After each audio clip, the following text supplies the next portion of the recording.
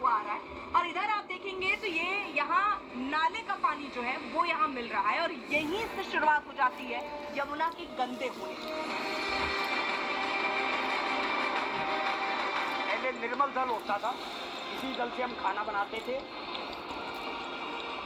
गर्मियों के टाइम बदबू आने लगती है, पास में हम बैठ नहीं सकते यहाँ पर क्या करें, मजबूरी में है। 50-70% यमुना का मुद्दा जैसे केजरीवाल सरकार को गिराया गया और केजरीवाल चाहे देर होने से पहले आओ, समय में हम आप जाग जाए।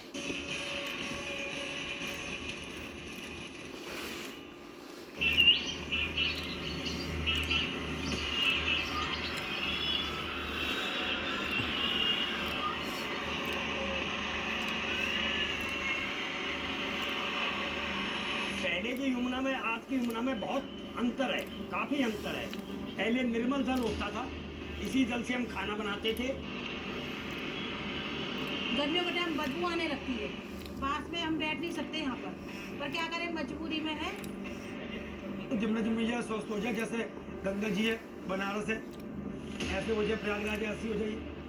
तो यही है मेन 50-70% यमुना का मुद्दा जैसे केजरीवाल सरकार को गिराया गया और केजरीवाल सरकार नहीं आई दिल्ली के अंदर, वो इसकी वजह से नहीं आई है। अगर वो यमुना साफ कर देता तो कोई दुनिया की ताकत देती, उसे रोक देती मुख्यमंत्री बनने से। यमुना का पानी बिल्कुल बेकार है ना, उसमें उस पानी से एक बार अगर पानी फसल में लग जाए तो फसल ही खत्म हो जाती है। हम तो इंजन चलाते हैं, उससे पानी लगाते हैं। बोर कराया जहाँ पे यमुना का पानी गंदा है, इससे सिंचाई नहीं हो सकती, स्वास्थ्य खराब होता है हर इंसान का। यमुना को गंदा करना एक ऐसा पाप जिसकी सजा शायद हमारी बहुत सारी पीढ़ियां भुगतेंगी। जैसा हम देख रहे हैं फिजिकली तो दिख ही रहा है कि किस तरह का पानी क्या है। वो यमुना जो यमुनोत्री से निर्मल होकर निकलती है, लेकिन दिल्ली आते ही दम तोड़ देती है, एक नाले में बदल जाती है। इसकी सांसें फूलने लगती हैं और ऐसा लगता है मानो ये नदी कभी भी दम तोड़ देगी। ये यमुना जिसके जल में लाल किले की परछाई दिखती है, यमुना जो मथुरा वृंदावन में श्री कृष्ण के पांव पखारती है, वो यमुना जिसमें ताजमहल का अक्स दिखता है, लेकिन दिल्ली आते आते इसकी काया कुरूप हो जाती है।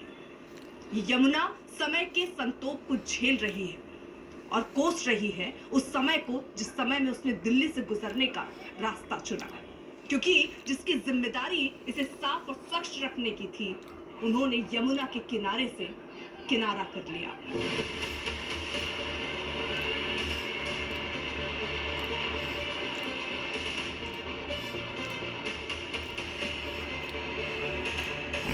आज आपके चैनल पे ये प्रॉमिस कर रहा हूँ कि 2025 का जो दिल्ली का चुनाव होगा उसके पहले यमुना साफ कर देंगे, नहीं तो मेरे को वोट मत देना। कि अगर मैं 2025 तक यमुना साफ मत करूँ, अगली बार मेरे को वोट मत देना। यमुना मैया की, यमुना मैया की। नाले पड़ गए यमुना के जल की तरह, सारे इरादे बह गए इसी यमुना में नाले का पानी बनकर। यमुना के साफ होने की सारी उम्मीदें बह गई इसी गंदी यमुना के जल में। पिछले कुछ वर्षों में यमुना रोज का रोज मरी है, तिल तिल कर। किसी ने यमुना की सुध नहीं ली और यमुनोत्री से निकला निर्मल जल दिल्ली तक आते आते नाला बन गया। मेन मुद्दा यही था कि उन्होंने कहा था कि यमुना को साफ करेंगे, इसको बिल्कुल बनारस जैसा घाट बनाएंगे। तो हमने एक उदाहरण भी देखा कि जैसे भी वासुदेव घाट नया बना है कश्मीरी गेट पे, तो हमें भी लगा कि सरकार इधर कुछ काम करेगी, पानी साफ, मतलब घाट को अब डिक्लोरेशन होगा और पानी को भी लेकर वो कुछ काम करेंगे, क्योंकि अभी एलजी का जैसे G20 का प्रोजेक्ट चला था तो उसमें काफ़ी काम हुए थे और बाकी उधर उसके बाद फिर यही स्थिति रही है यमुना की। वो चट्टानें सुनाती हैं जो नदियों के पास होती हैं और नावें नदी की धाराओं पर फूलों के जैसे रहती हैं। जहाँ फूल नहीं वहाँ उदासी रहती है, जैसे उदास है ये नदी।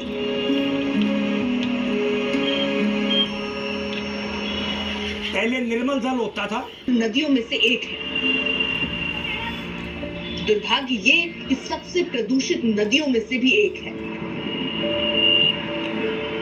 2004 से पहले करीब 2000 के आसपास जमुना का पानी साफ था, हम इस पानी को पीते थे। उससे पहले पानी साफ था। हाँ, पानी पीते थे। जब से आबादी दिल्ली में बढ़ा है और जितने 10-12 नाले ज्वाइंट हैं सब तो जमुना में हमारा, उसी नाले के थ्रू जमुना का हाल बुरा हो रहा है माता रानी का। तो यहाँ रहने में क्या क्या दिक्कतें फेस करते हैं? देख रहे हो कि मेरा आँख से पानी चलता रहता है। पानी लगातार निकलता रहता हाँ बराबर। और थोड़ा और गर्मी पड़ेगा ना तो इसकी बदबू उठता है हवा के द्वारा। है। बदबू तो अभी भी ऐसा है कि यहाँ पर ऐसे बैठना ऐसा लग नहीं रहा कि आप यमुना में, ऐसा लग रहा है किसी नाले के पास बैठे हैं। अभी थोड़ा दिन बाद और यहाँ पे बदबू उठेगा और नाला बन जाएगा, काला हो गया पानी। आप तो हमेशा यहीं रहते हैं? हाँ यहीं रहते हैं। स्वास्थ्य की क्या क्या दिक्कतें हो? स्वास्थ्य में ही दिक्कत हो रहा, थोड़ा हम देसी आदमी झेल रहे हैं, कोठी उठी वाले नहीं झेल पाएंगे, बीमार पड़ जाएंगे। आँख पे असर आता, सांसों में असर आता, महीना में 2 बार जुकाम सर्दी होता।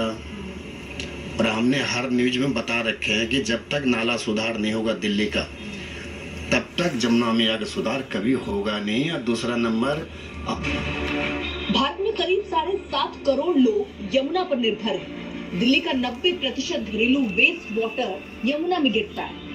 यमुना नदी भारत में 1376 किलोमीटर तक बहती है। यमुनोत्री से शुरू हुई ये नदी संगम में जाकर मिलती है। दिल्ली में यमुना 52 किलोमीटर की दूरी तय करती है। पल्ला से वजीराबाद तक करीब 26 किलोमीटर के दायरे में कोई नाला नहीं आता, इसलिए वजीराबाद तक यमुना साफ नजर आती है। आंकड़े बताते हैं कि करीब 95% यमुना का पानी यहाँ रोककर उसे ट्रीटमेंट प्लांट में ट्रीट करने को भेजा जाता है ताकि उसे पीने लायक बना जा सके।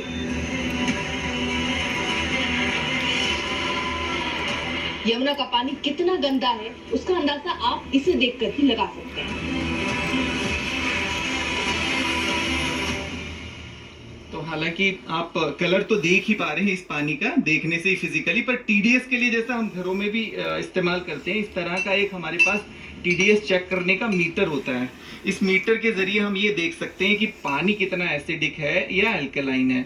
तो जैसे ये टीडीएस मीटर है, ये इसको हम इस पानी के अंदर जैसा हम डाल दें और इसके बाद इसकी रीडिंग, इसकी हम रीडिंग इसको जी एक बार रीडिंग लेने के बाद देखते हैं। तो लगभग 700 के करीब टीडीएस आ रहा है ना। तो अब जो WHO की बात करें या हमारे लिए जो पीने के लिए सुरक्षित पानी है वो 50 से लेके 150 तक वो ठीक माना जाता है। तो जबकि 700 के करीब इसका वैल्यू है। 50 से 150 ppm टीडीएस है तो ये पीने के लिए सबसे उपयुक्त है। 150 से 250 ppm टीडीएस पीने के लिए अच्छा माना जाता है। 250 से 300 ppm टीडीएस पीने के लिए संतोषजनक माना जाता है। 300 से 500 ppm टीडीएस खराब है और पीने लायक नहीं है।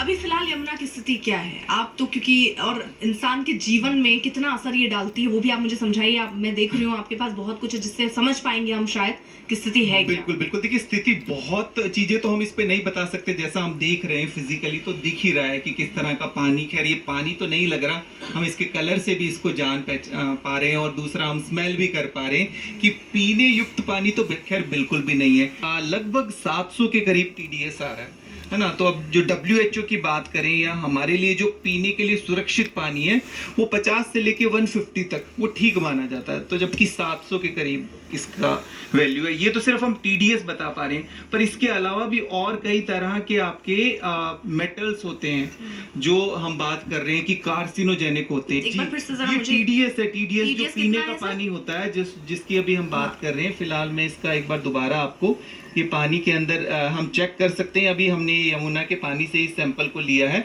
लगभग इसमें 700 से ज़्यादा की इसमें रीडिंग आ रही है। तो ये जैसा हम देखेंगे तो ये आपको पीने के लिए आपको मैक्सिमम ये देखिए 700 के करीब इसके अंदर रीडिंग आ रही है, जो कि पीने के लिए सुरक्षित पानी 150 तक अगर आपका हो तो आप उसको पी सकते हैं। सेंट्रल पोल्यूशन कंट्रोल बोर्ड की दिसंबर महीने की रिपोर्ट में वजीराबाद बैराज से पहले यमुना के पानी में 6 mg पर लीटर बीओडी मापा गया। वजीराबाद तक तो फिर भी यमुना सांस लेती है। यमुना का जल उतना ज्यादा अशुद्ध या दूषित नहीं दिखता। पिछले 5 साल में यमुना की हालत कुछ ऐसी हुई है कि ये करीब 3000 गुना ज्यादा प्रदूषित हुई है। वजीराबाद में मैं मौजूद हूं और यहाँ पर जरा अगर हम आपको दिखाएं कि पानी की क्वालिटी क्या है और आगे जब नाला मिल रहा है तो क्वालिटी क्या है, आप पानी के कलर को देखकर ही इसका अंदाजा लगा सकते हैं।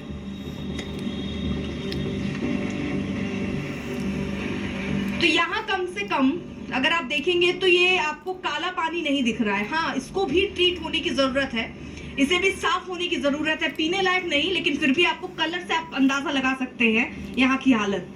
तो यहाँ से ये जो यमुना है वो दिल्ली में दाखिल होती है और आगे कहते हैं जब नाला मिल जाता है तो ज्यादा से ज्यादा जो यमुना का पानी है वो प्रदूषित हो जाता है। वो भी हम आपको आगे चल के तस्वीर दिखाएंगे, लेकिन फिलहाल यहाँ की ये तस्वीर। मगर वजीराबाद के बाद यमुना की दुर्दशा शुरू हो जाती है। वजीराबाद के बाद नजफगढ़ से ओखला तक यमुना में करीब 22 नाले गिरते हैं।